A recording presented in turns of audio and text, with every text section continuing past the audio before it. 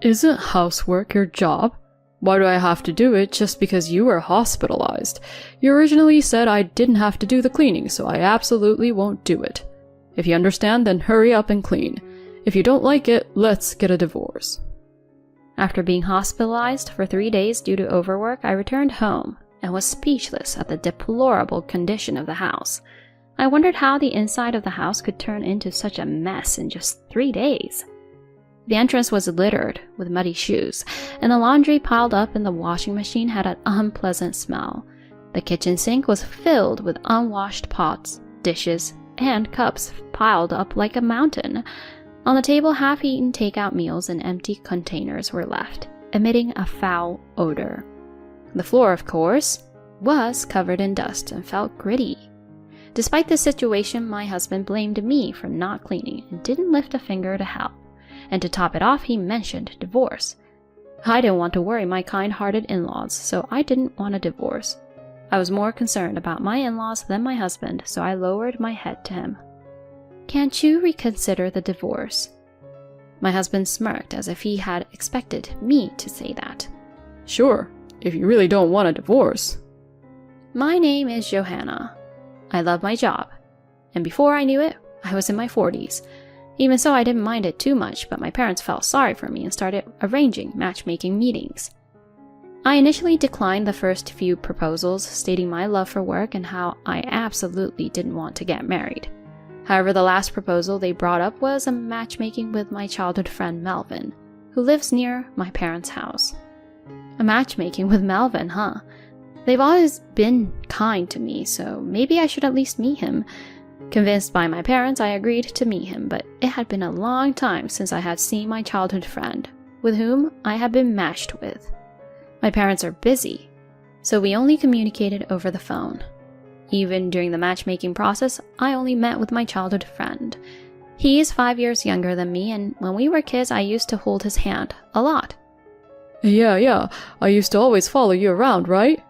When you were little, you were such a cute, spoiled kid that I couldn't help but tease you.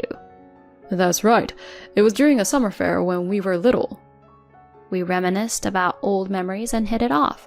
Melvin said it was okay for me to continue working, so we started dating, and a year later we got married. This happened when I was 38 years old. Since we did not have a wedding, Melvin, who became my husband, met my parents only at the introduction meeting, and after that, we did not see each other very often. To make up for it, my in-laws were very considerate and caring. I had often visited my husband's house since I was a child and knew his parents well. My in-laws were very happy that I was getting married. I'm so happy that you're coming to be our daughter-in-law, Johanna. Are you really sure about Melvin? Yeah. This guy has always lived with his parents and can't do anything, you know? Melvin had never lived on his own, and he always said that his parents had taken care of all the household chores and he couldn't do anything. Even so, I thought he could manage some things. Whatever he couldn't do, I could handle. That's what I believed. However, Melvin, the washing machine wasn't running. Just putting clothes in won't do it. You have to add detergent and press the button. Oh, right. I'm sorry. It turned out that Melvin couldn't do any housework at all. I tried to teach him a few times, but he couldn't seem to remember and kept making mistakes, leaving me to redo everything. I couldn't help but chuckle at my husband, who apologized with a look of embarrassment, thinking that some things never change from childhood. It's okay, I'll take care of it so you don't have to do anything. Oh, but could you at least handle the simple task of taking out the trash? I couldn't help it, so I decided to take on the household chores myself and asked my husband to handle the task of taking out the trash, something anyone could do. My husband is generally kind, but sometimes he has these moments that make me wonder. For example, when we were looking at my high school yearbook together, he pointed at a classmate and said, "This person looks ugly, wow."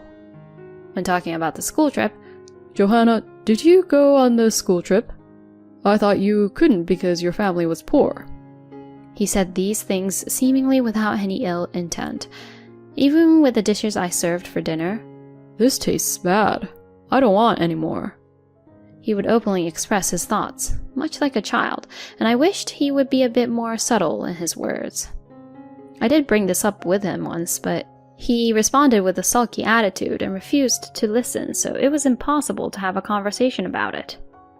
By the time we reached the 3rd year of our marriage, my job became busier than ever during the peak season, with about a month of continuous overtime. I would come home late at night, leaving me with very little time for household chores. As a result, the house quickly became messy. "Hey, Melvin, could you help with some of the housework?" Seeing how challenging it had become for me alone, I asked Melvin for assistance, but he frowned in response.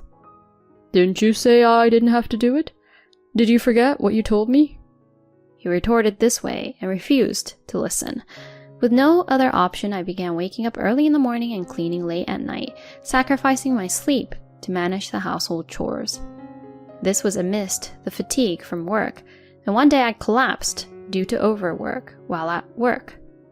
I had to be taken to the hospital, where I stayed for 3 days. "Johanna, are you okay?" My in-laws came to visit, expressing their concern. They brought me a change of clothes and necessary items. "I'm sorry for causing you worry. I was just a bit tired." "Thank you for the things." "Melvin couldn't make it because he's too busy with work and household chores. He just dropped off the stuff at the doorstep." Although I felt a bit frustrated that he couldn't take some time off, I thought he might be trying his best to manage the unfamiliar household tasks, so I reconsidered. "You've been taking care of me since I was a child, haven't you?" "It's okay, it's mutual. More importantly, I'm sorry Melvin couldn't come. He can be a handful like a child, but he's a sincere boy. We're getting older and you're our only support, so please take care of him." "Of course." Despite feeling apologetic, I had no choice but to agree. My own parents traveled frequently during my childhood, so my nearby in-laws always looked after me and took me in. They were very kind and took good care of me. Because of their kindness and the gratitude I felt, I couldn't refuse their requests. However, when I returned home from the hospital and saw the state of the house, I couldn't believe my eyes. "What's going on here?" As I opened the front door, there were muddy shoes scattered all around and there was no place to step. When I tried to wash my hands in the bathroom, I found a pile of dirty, smelly laundry in the washing machine that hadn't been washed. In the living room, the kitchen sink was stacked high with unwashed pots, dishes, and cups. Next to them were leftover takeout food and empty containers emitting a foul smell.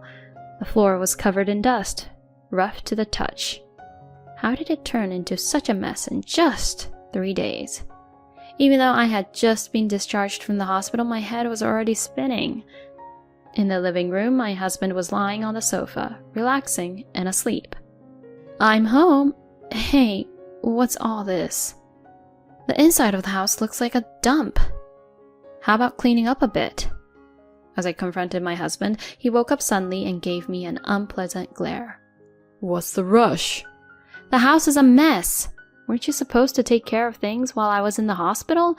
What have you been doing?" I scolded him, and in response, my husband shouted in anger. "Shut up. Isn't housework your job? Why should I have to do it just because you decided to go to the hospital on your own? You originally said I didn't have to do any housework, so I absolutely won't. You even said you would do all the housework, so I've put up with it." My husband became furious and yelled back at me. I was taken aback by his sudden change in demeanor, but it seemed like he was very upset about being scolded by me. I had always been the caring older sister figure who would do anything if asked, so perhaps he had expected an easy life after marriage. He uttered in frustration, "This has been disappointing."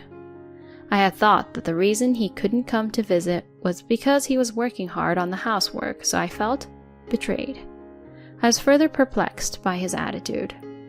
What's going on all of a sudden? Then my husband began speaking as if he had given up on hiding something. "I'm dating a wealthy CEO's daughter in her 20s now. She's much younger and more attractive than you, and her family is rich. Plus, she's an excellent cook. You're nothing like her. There's no benefit for me in being with you anymore, so let's get a divorce." His words left me in shock. My husband had been having an affair. while I was busy with work and house chores. I hadn't noticed his change during those busy days. I'll pay you alimony, you know. About $1,000. My husband, unfazed by my reaction, said with a laugh, I should probably divorce such a husband quickly. I understand that, but my in-laws were on my mind. My in-laws had asked me to take care of Melvin. If I divorced him in this state, it would only burden my elderly in-laws. Thinking about that, I couldn't bring myself to agree to a divorce. Could you reconsider the divorce? When I lowered my head to my husband, he gave me a triumphant look. I didn't know you liked me that much. Fine, we won't divorce, but you'll do all the housework, from taking out the trash and everything else. I won't do anything. Also, I plan to quit my current job and change careers, so you'll have to cover all the living expenses during that time. Oh, and improve your cooking skills. If you can't accept these conditions, then it's divorce. Understood. Reluctantly, I accepted these terms, feeling like a servant. A week later, my in-laws who came to check on me visited my home, so I opened the door. Johanna, how are you feeling? When my parents-in-law saw my face, they turned pale. Is something wrong? Never mind that. Just look in the mirror. Being dragged by my mother-in-law, I went to the bathroom and looked in the mirror as instructed. There, I was shocked. What is this?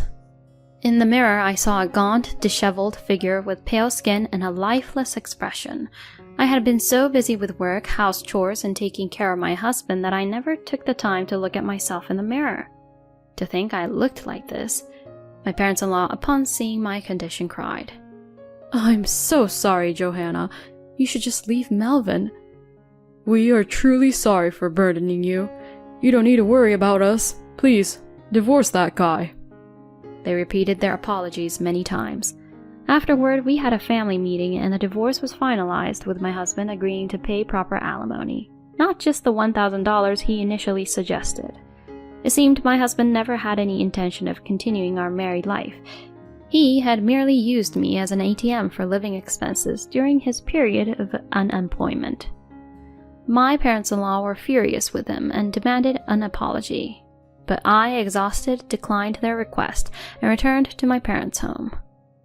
The alimony was successfully transferred, and a month after the divorce was finalized, my parents had reserved a fancy restaurant for me today. As I waited for my parents, who were running late due to work, I was surprised to hear someone say, "Huh?" I turned around and saw my ex-husband standing there with a smirk on his face. Beside him was his new wife. Isn't it, Johanna? You've aged, haven't you? You don't look 41. And you, just because you got alimony from me doesn't mean a place like this is suitable for a poor person like you, right? My ex-husband said, making a mockery of me. Leah is completely different. Her face and skin are much better than yours. A woman in her 20s is definitely fresher than a old hag. Plus, I'm happy because I married the president's daughter. Divorcing a poor person like you was the right choice. My ex-husband started boasting about his new spouse. When he mentioned a name, it sounded familiar. I couldn't help but stare intently at the new spouse. The moment the new spouse awkwardly looked away, I suddenly realized. I see, that's how it was. Melvin, you've been mocking me for so long, but the foolish one here is you. I'll give it back to you twice as hard. Understanding everything, a little smirk escaped from me. Ignorance is bliss. My condolences. What do you mean? Don't make excuses just because you're frustrated. As my ex-husband continued to confront me, I explained to him. Your new spouse, Leah, was my classmate, you know. Huh? What are you talking about? Leah is in her 20s. Do you seriously think you can pass for being in your 20s yourself? No, Leah is different. She's the same age as me, but she's lied about her age. She's probably had some plastic surgery to look younger. Do you remember when you saw my high school album and called someone ugly? That was Leah. I recognized her because there's a resemblance. Saying this, Johanna's husband looked wide-eyed at his new spouse. No, you've got it wrong. As the new spouse denied it, while acting suspiciously, I managed to guess her personal information. Come to think of it, you had a distinctive mole on the back of your neck, didn't you? I remember because our classmates used to tease you about it. Upon hearing their accusation, the husband turned pale. It seemed to be true. When confronted by her husband, the new spouse confessed. It turns out, the new spouse had a complex about her face and ended up repeatedly getting plastic surgery, leading to a dependence on it. She also lied about their age. My ex-husband was dumbfounded by the confession of his new spouse, but I have more money than you, he shouted. I sighed at my ex-husband's words. It seems like you've been mistaken for 41 years, but I'm not poor. My parents were busy running a company, that's all. In other words, I'm a president's daughter, and our family is reasonably well off. It seems my ex-husband used to think of me as a poor child who was often left in others' care when I was young, assuming my parents were desperately working. However, it turns out it was my ex-husband's parents who received financial support by taking care of me. While my parents' house was small for our family to live in, they mostly stayed at the company overnight, so the house was originally purchased for my use by them. By the way, the reason I worked so hard was not because I was poor, but because I didn't want to lose to my parents. I wanted to show them I could succeed on my own. When I told him this, my ex-husband was in a state of shock. That's when my parents arrived. I've heard everything. Dad is furious and giving a lecture to my ex-husband. Mom is smiling faintly, but it's the face she makes when she's angry. In this unexpected situation, my ex-husband turns pale and panics. Then the surprised manager arrives due to my dad's orders and tries to kick them out. What are you doing? Aaliyah is the president's daughter, you know? And yet, do you really think it's okay to treat her like this? In response to the shouting ex-husband, my mom chuckles. You don't know anything, dear. Her family's in the red and on the brink of bankruptcy. Their company has so few employees you can count them on one hand. It's a tiny, struggling business. That's... My mother revealed the truth, and my ex-husband and his new spouse seemed on the verge of starting a fight, eventually being escorted out by the manager. I couldn't help but think, serves him right. Afterward, my parents sincerely apologized to me. My parents talked about how they pushed for my marriage to my ex-husband just because his parents were nice people. I didn't blame my parents because I had similar thoughts. Furthermore, they insisted that next time they would find someone good, but I politely declined. I'm already in my 40s, my career is going well, and I've built a solid professional foundation. From now on, I intend to live my own life and trust any good encounters to the course of destiny. A year later, I received a message from my ex-husband. It seems that at first he had a good time with his new spouse, but as my mother predicted, the new spouse's company went bankrupt. With no money left, the new spouse couldn't afford cosmetic maintenance, resulting in an inability to maintain a youthful appearance. She ended up looking older than their actual age. My ex-husband tried to get a divorce, but seems his new spouse refused, reasoning that they had finally gotten married. Furthermore, my ex-husband has been abandoned by both his ex-in-laws and can't return to his family home. He's also been shunned by friends, so it seems he has no one to turn to. He doesn't have a job, and even part-time work doesn't last long for him. He came to me asking for alimony, claiming he's in financial trouble. But of course, there's no way I'll give him any. When I told him that if he contacts me again, I'll consult a lawyer, he never reached out again. I quit the job I was doing and joined my parents' company. Although I'm currently busy working as the future president, I find my work fulfilling and lead very satisfying days.